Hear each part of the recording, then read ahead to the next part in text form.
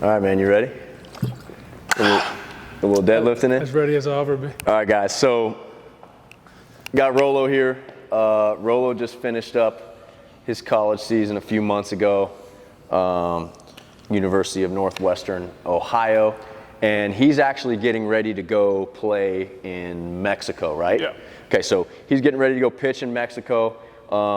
We'll have more info on that later, but one of the things that he needs to do real quick is get ramped up and ready to go, not only from a throwing perspective and having his arm ready, mound ready, but also just making sure his body's ready to go. So one of the things he told me the other day is he didn't feel all the way in his legs and explosive when he touched his first mound day. Mm-hmm. Okay, so we're gonna talk just a little bit about how deadlifting kind of translates over to the mound. Obviously, this could be an hour discussion, right? So we're going to make this pretty brief. Rolo's a good deadlifter already, okay? He's a pretty good deadlifter. He's strong.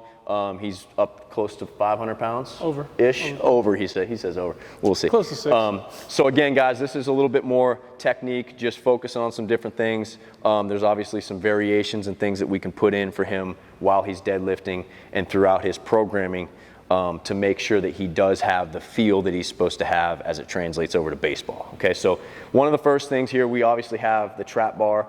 The difference in the trap bar, guys, is there's a little varying degree of motion in terms of what the hinge versus the squatting movement looks like. Okay, so when he sets in here, obviously everybody has their ideal hinging and squatting motion between how they're the knee flexion and the hip flexion and extension works. Okay, so when he settles in, if he just naturally goes down and grabs the bar, which is about 5 or 6 inches above where a normal barbell would be, obviously you don't have to get as deep. Okay, so I like the trap bar deadlift for guys.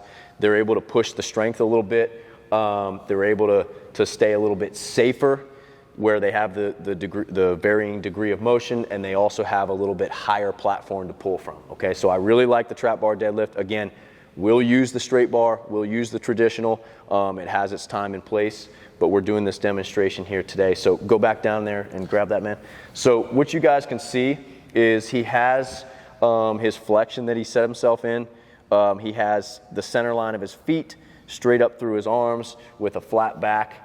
The pelvis needs to be neutral, guys. When you guys go to pull from the floor, the pelvis needs to be neutral. We're not looking for a lot of extension. We're not looking for a lot of flexion.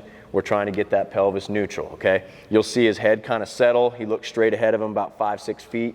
All right, and then from there, this is the part where we got to figure out what do we do to translate the move to the power, right? Okay. The power down the mound.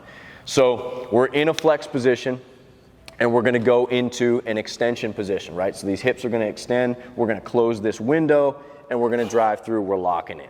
Okay, so very simple, right? You guys understand that move. You can go ahead and drop it, bud. You guys understand that move. Okay, so going down the mound, and man, we probably need Coach Greg to explain this, but that's okay. I'm going to do my best, and you know, we'll have to put Coach Greg's head talking over me if he's got some good stuff to say. But really what you guys have is you have yourself settling into a hip hinge, right? The butt shoots behind you. You're in a comfortable stacked position in your hips.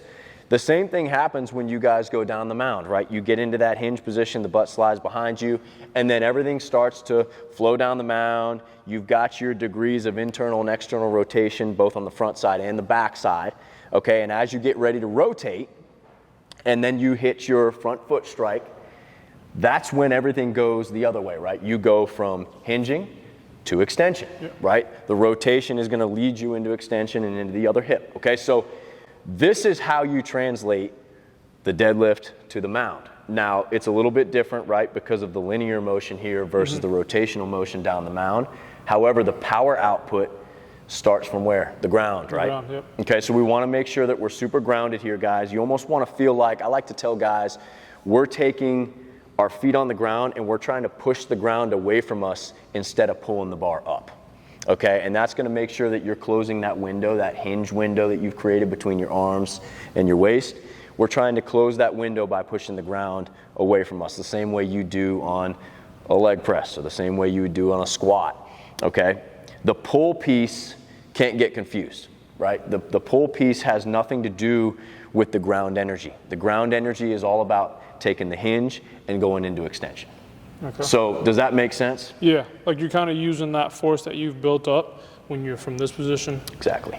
Like you said. So if I'm at home, right, and I come to the gym and I'm like, where do I find the balance between strength and explosiveness to translate it best to the mound? Yeah, no, I think what you have to do, guys, is you have to figure out what pieces are you lacking, okay? So if you're lacking strength, well, then you need to focus on the ground force piece. You need to focus on the strength. If you're struggling down the mound with getting into a good hinge, if you feel like it's inconsistent, then you probably need to lighten the load of your deadlift and really focus on the hinge part of this. You can even take this bar, guys, and elevate it off the ground a little bit more, just to work on a little bit more of a friendly hinge to work from.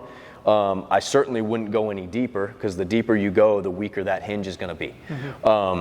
So those are just different ways to play around with it. You gotta attack your weak point down the mound, and then figure out how does that exact piece of this translate to this deadlift, right? And obviously there's different variations we can do, guys. We can do a rack pull from a rack.